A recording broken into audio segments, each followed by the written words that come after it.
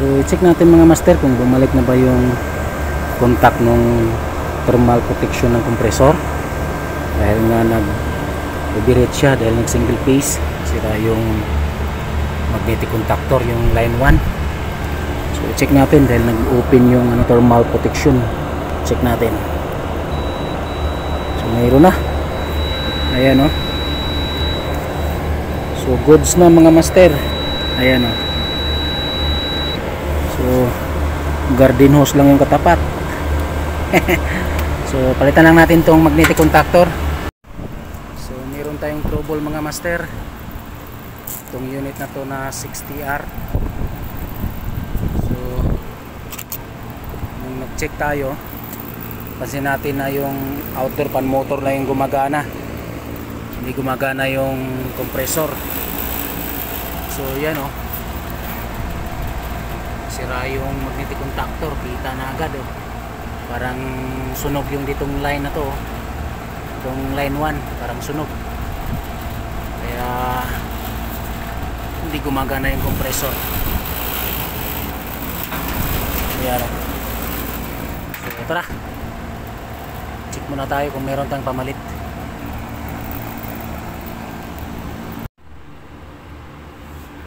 So nag-overheat yung compressor mga master, dahil nga sira yung magnetic contactor, nag single phase. Ayan o, ayan o, open. So basahin natin ng tubig or buhusan natin ng tubig para mabalik yung niya, thermal protection,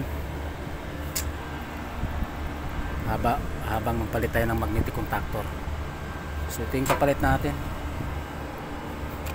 Ayan o. So tara. So ayan mga master o, sira yung line 1, kaya nag-overheat yung compressor. So palitan natin. So check natin mga master kung bumalik na ba yung continuity or resistant nya, or nag-close na ba yung thermal protection ng compressor. So yan o, check natin. Dahil nga nag-open siya dahil nag-single phase. Ayan, check natin. So check natin.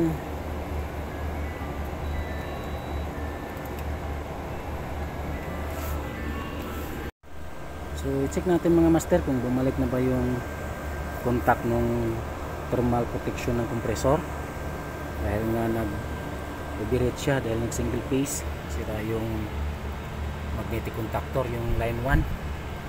So i-check natin dahil nag-open yung niya overload or thermal protection. Check natin. So mayroon na, ayan o.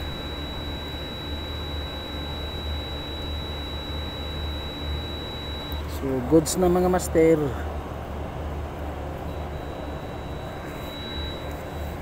So goods na mga master, ayan o. So garden hose lang yung katapat.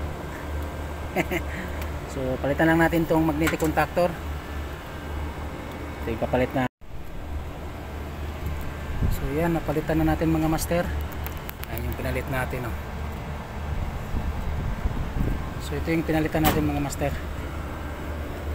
Sira na yung line 1 na contact point nya. Ayan o, umitim na siya.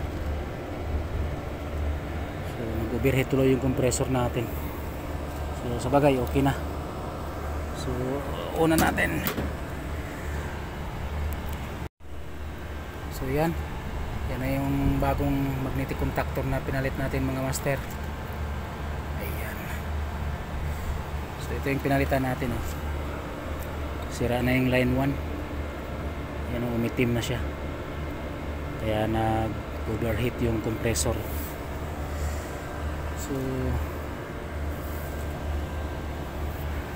So yan yung bagong magnetic contactor na pinalit natin mga master.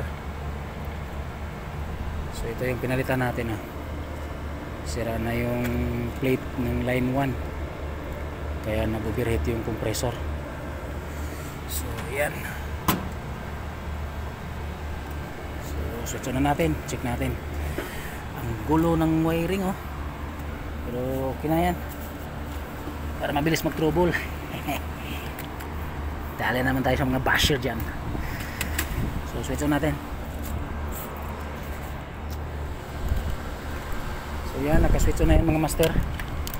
Try nating i-jerk yung compressor kung mag-start siya.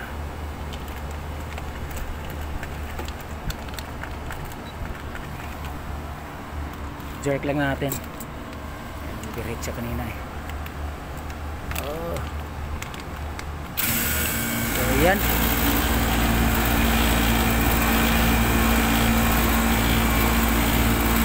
Goods. Yan. Maya maya magana na rin yan mga master. Ka-timer lang yan. So yun, magnetic contactor lang yung problema mga master. Goods na naman. So yan, okay na yan. Ang gulo ng wiring natin mga master, dahil minodify na ang gulo ng wiring natin mga master, dahil minodify natin to ng Honeywell thermostat. Yung PCB na yan, wala na yan, hindi na ginagamit yan. So ito yung pinalitan natin ngayon, sira yung plate sa line 1, kaya nag single phase, overheat yung compressor. So yan, mana na yan, garden hose lang yung katapat, balik na yung thermal protection nya or thermal fuse nya sa loob. Okay, so yan, okay na mga master, gumana na yung compressor, 17.4 yung running ampere nya. So goods na. Yung bagong magnetic contactor na pinabit natin. So yan, LRA24. So yan. So yan yung body name plate nya mga master. Radio na. LRA124 yung compressor. Body name plate nya TCH075 C300BC.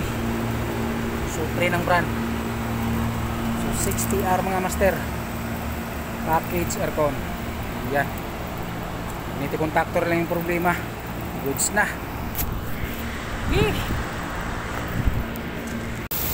Ayun, gamitan muna natin ang pinagbabawal na technique mga master, dahil nakakatamad magbuhat. Ang importante, basta hindi lang mag high pressure, pwede na to mga master. Ayan, Pitix lang muna. So nag-overheat yung compressor mga master, dahil nga sira yung magnetic contactor, nag single phase. Ayan, open. So rubusan natin ng tubig para mabalik yung nya, thermal protection, habang magpalit tayo ng magnetic contactor. So ito yung kapalit natin. Ayan, So nag-overheat yung compressor mga master, dahil nga sira yung magnetic contactor, nag single phase. Ayan, open. So rubusan natin ng tubig para mabalik yung nya, thermal protection, habang magpalit tayo ng magnetic contactor. So ito yung kapalit natin. Ayan,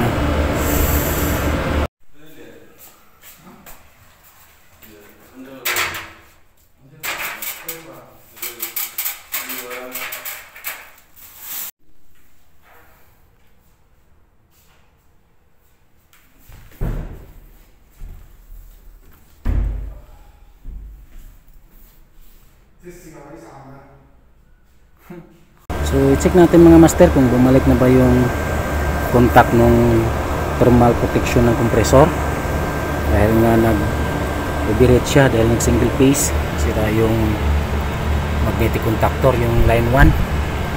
So check natin dahil nag-open yung thermal protection. Check natin. So mayroon na. Ayan o. So goods na mga master. Ayan o. So garden hose lang yung katapat. So palitan lang natin tong magnetic contactor. So yan, napalitan na natin mga master. Ayan yung pinalit natin oh. So ito yung pinalitan natin mga master. Sira na yung line 1 na contact point nya. Ayan oh, umitim na siya. So nag-overheat tuloy yung compressor natin. So sa bagay okay na. So una natin. Okay.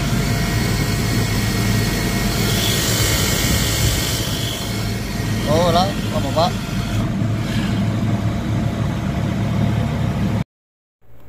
So ito yung papalit natin mga master. Made in USA daw eh. Hindi ko alam eh. Pero mukhang hindi original eh. So tara, kapit natin. Ayun oh. Gamitan muna natin ang pinagbabawal na technique mga master. Dahil nakakatamad magbuhat. Ang importante, basta hindi lang mag high pressure. Pwede na to mga master. Ayan oh. Pitix lang muna. Yee!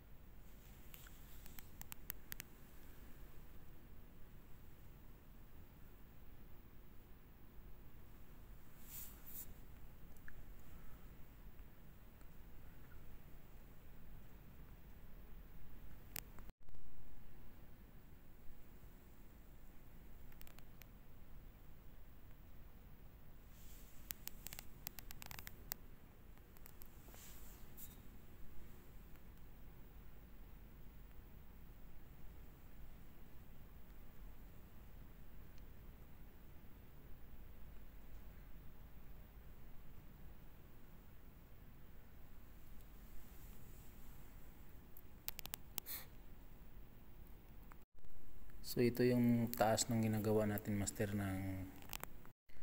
So ito yung sa ilalim ng ceiling mga master ng ginawa natin na additional ng AC supply. So ayan. So ito yung sa loob ng ceiling nung ginawa natin na additional na AC supply mga master. Ayan o. Yung dalawang flexible. Mahaba yung isa oh. Ito kasi return lang yan. Pinalagyan kasi ng engineer ko ng return flexible duct. So walang problema yan. So yung dalawa na yan, yan yung supply. So may nakukomment kasi na bakit hindi ko daw nilagyan ng hanger. So ito kasi master mula dyan sa ceiling hanggang dito nasa siguro yan. Nasa mga pag hindi 5.5 meter. Tapos sa loob pa nitong ceiling meron din siyang 1.5 na meter papunta na dun sa pinaka-slab. So yan o. Tapos yan yung ceiling na ginawa natin. Tapos mula dun sa mula dyan sa ceiling na yan hanggang dun sa flooring nasa 3.5 meter. So yan yung dahilan kung bakit hindi na tayo naglagay ng hanger. So ang ginamit natin yan, tinip lang natin dyan sa tie wire na ginamit ng ceiling. Ayan o, naka tie wire kasi yung ceiling na yan o. So dyan lang tayo nagtip, pwede na yan. Ang taas kasi mga master kaya ayun, yan yung dahilan kung bakit hindi natin nilagyan ng hanger. Pwede na yan, taas kasi yan o.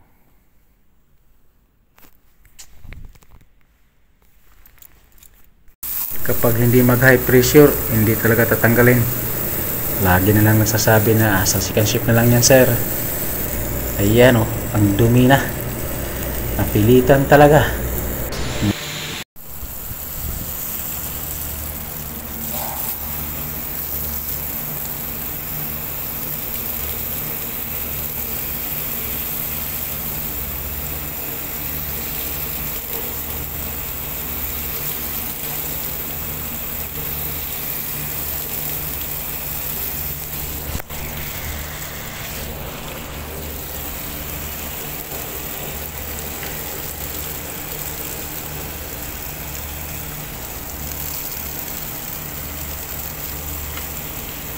Ada tani ni Kalo.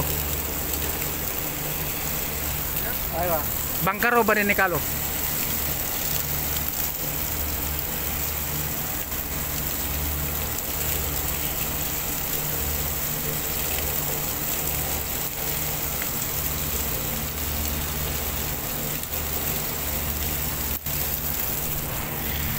Teknik ba?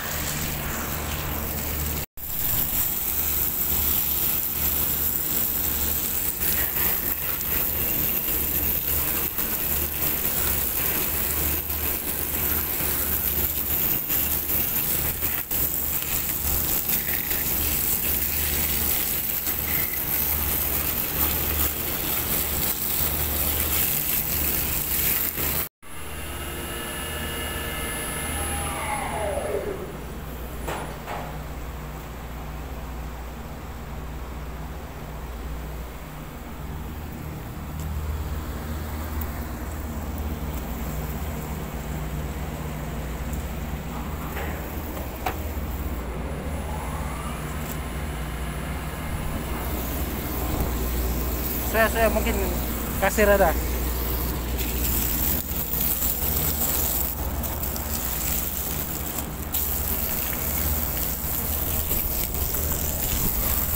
Pusing lang.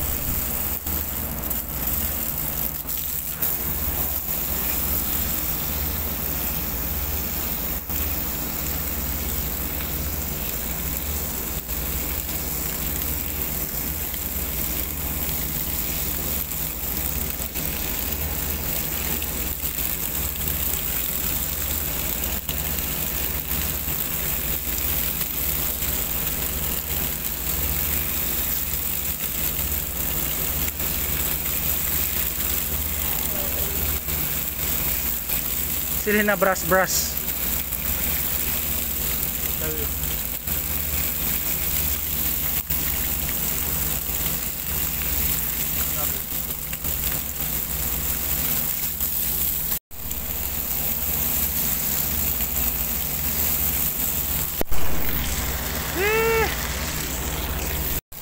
Ayan o, malinis na mga master, malinaw na yung tubig o. Malinaw na yung tubig oh. Diba? Teknik ba? Ayan oh. Malinis na mga master. Ayan oh, malinaw na yung tubig. Teknik ba? Ang bigat niyan eh.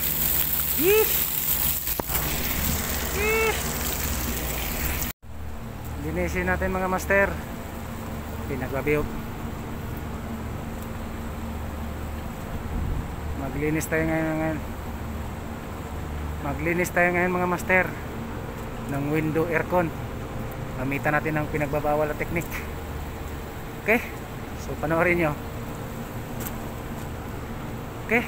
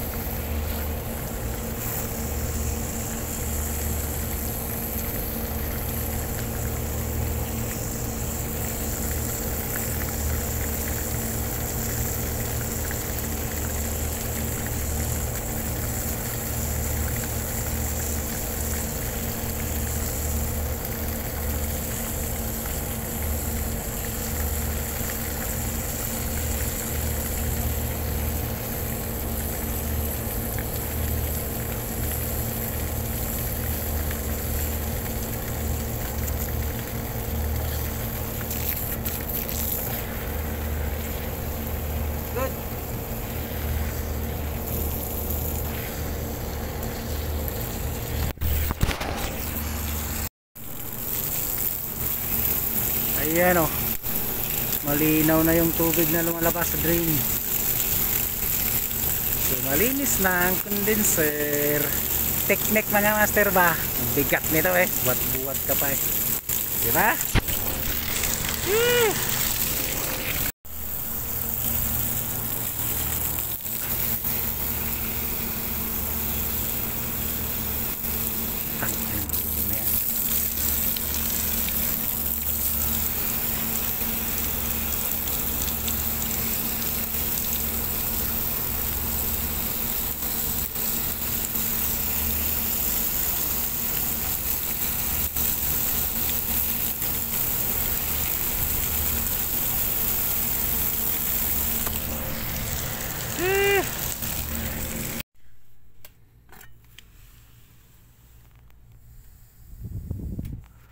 Naunita ni Papa Ma ate luloy bihon ang gilutog ang bihon nga kuan o katong ginaling nga baka apit mo sang buwan ang isa gulas bihon ma nami ni dili kay parat